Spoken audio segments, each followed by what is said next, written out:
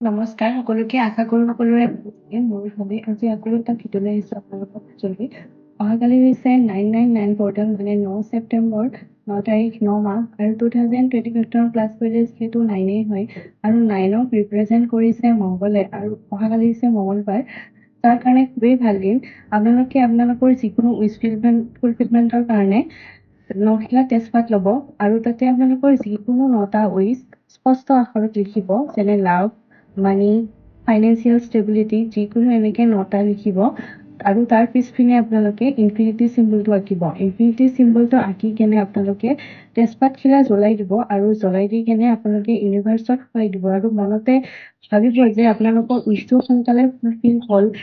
Visualise কৰিব তেজপাতখিলা জ্বলোৱাৰ টাইমত যে আপোনালোকৰ উইচটো সোনকালে ফুলফিল হৈ আছে আৰু এইটো কৰি কেনে আপোনাক কেনেকুৱা পায় কাইণ্ডলি জনাবলৈ নাপাহৰিব। ধন্যবাদ।